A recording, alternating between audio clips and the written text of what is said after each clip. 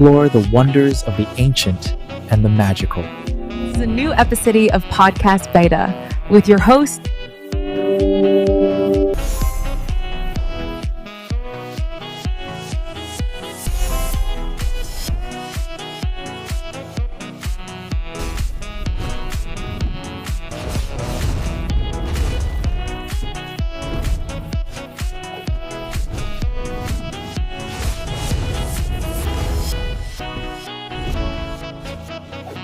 Halo, selamat datang di sesi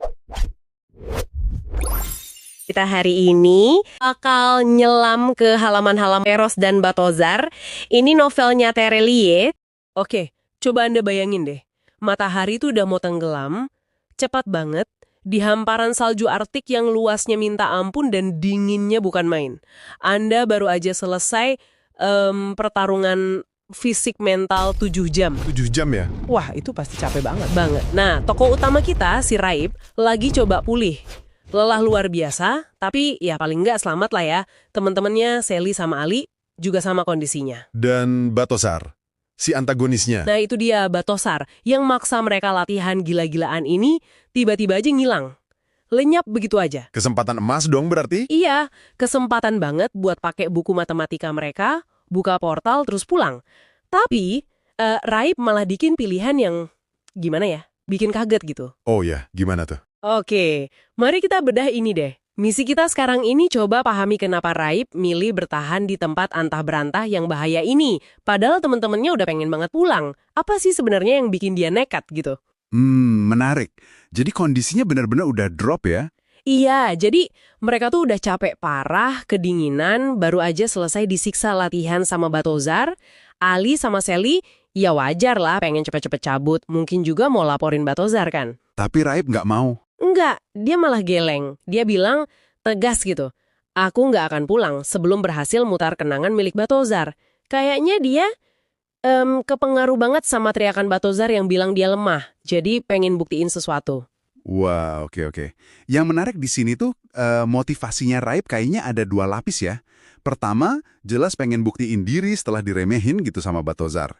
Itu ego mungkin ya. Iya, bisa jadi. Tapi yang kedua, ini kayaknya lebih dalam deh. Teknik mutar kenangan itu, kemampuan psikis buat akses memori kan, itu bukan sekedar latihan biasa buat dia. Dia percaya banget ini satu-satunya cara nemuin orang tua kandungnya. Jadi ada misi pribadi yang kuat banget di baliknya ya? Iya, makanya keputusannya ini bukan sekedar keras kepala atau soal ego aja, tapi udah nyangkut ke pencarian jati dirinya dia. Personal banget. Pantesan dia ngotot ya. Terus reaksi teman-temannya gimana? Ali terutama. Nah, bisa ditebak lah ya. Ali langsung ngamuk. Iya pasti. Dia bahkan sampai nuduh Raib kena, apa tuh istilahnya? Sindrom Stockholm. Oh ya, sindrom Stockholm. Yang Sandra malah simpati sama penyandera itu kan? Wah, parah juga tuduhannya Ali. Parah. Sambil ngomel-ngomel gitu dia. Takut jadi pesuruh Batozar lagi katanya. Kalau Sally beda lagi. Sally gimana? Sally lebih ke khawatir. Dia malah curiga Raib jangan-jangan kena sihir atau pengaruh gaib gitu. Jadi dia coba bujuk Raib pulang demi selamat. Tapi Raib tetap nggak goyah ya? Tetap gak goyah. Keras banget pendiriannya. Ya akhirnya Ali sama Sally terpaksa nerima lah. Walau kelihatan banget berat hatinya. Kasian juga ya mereka. Terus gimana mereka bertahan? Ya mereka coba adaptasi. Ali sama Sally inisiatif nyalain api unggun. Sementara Raib masuk ke iglonya Batozar buat ganti baju basahnya. Nah, di dalam iglonya ada kejadian menarik kan? Betul. Pas di dalam iglo itu, Sally nemuin sesuatu yang, wah ini ngasih kita sudut pandang baru soal Batozar. Apa tuh? 3 lukisan kanvas gede. Semuanya potret keluarga Batozar. Tapi anehnya, wajah-wajah di lukisan itu buram semua.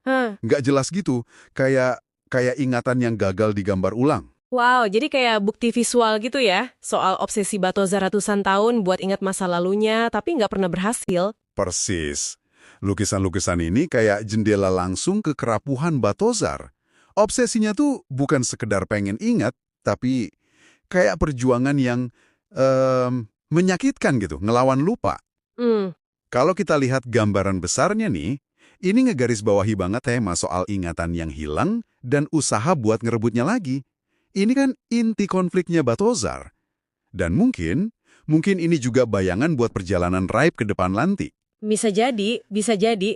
Tapi di samping soal eksistensial gitu, ada masalah praktis banget kan? Nah, iya. Masalah perut. Mereka lapar banget. Nggak ada makanan di iglo, cuma bumbu sama air. Waduh, Ditambah lagi alat komunikasinya Ali buat manggil Ili, asisten AI mereka itu, nggak fungsi. Jaraknya kejauhan katanya dari peradaban. Lagi susah payah gitu. Jadi penegasan kuat soal nilai persahabatan mereka. Kontras banget kan sama Batozar yang udah sendirian ratusan tahun. Isolasi lawan kebersamaan. jadi kalau kita rangkum nih, apa artinya semua ini buat Anda, buat kita yang ngikutin cerita ini? Kita lihat situasi yang kompleks banget kan? Iya, kompleks. Ada keputusan Raib yang susah dipahami, tapi ternyata punya akar personal kuat. Terus dinamika pertemanan mereka juga diuji habis-habisan. Ada kesel, ada khawatir, tapi ujung-ujungnya tetap loyal satu sama lain. Dan tema isolasi versus kebersamaan itu tadi. Batozar yang sendirian, kontras sama trio ini. Bahkan pas lagi parah-parahnya, lapar, dingin, masih ada aja humornya si Ali. Ikatan mereka kuat. Singkatnya gitu ya, satu keputusan pribadi Raib itu ngasih efek domino ke kelompoknya. Dia milih jalan susah demi tujuannya sendiri, tapi ya akibatnya maksa temen-temennya ikut ngerasain kondisi ekstrim. Lapar, dingin, terputus total di tengah salju abadi. Di sisi lain, kita juga dapat sedikit gambaran soal sisi rapuhnya Batozar lewat lukisannya yang nggak kelar itu. Obsesi yang nyiksa kayaknya. Sebaliknya, kekuatan persahabatan Sally, Ali, Raib malah makin kelihatan pas susah. Apalagi pas Ali ngomong tadi di depan api unggun. Tulus banget kedengerannya. Nah, ini pertanyaan terakhir buat Anda renungkan nih. Batozar kan lagi ngilang sementara nih. Terus Raib kekeh sama misinya. Gimana kondisi keterpencilan total ini, lapar, dingin, dan mungkin tujuan yang mulai beda ini bakal ngebentuk ulang hubungan mereka ya? Iya juga. Dan gimana situasi ini bakal maksa masing-masing dari mereka buat nemuin kekuatan baru yang mungkin selama ini tersembunyi di tengah alam liar beku yang nggak kenal ampun ini. Menarik buat ditunggu kelanjutannya ya.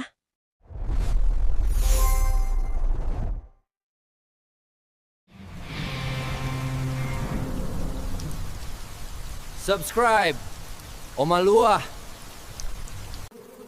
Pokoknya subscribe Omah Lurah ya.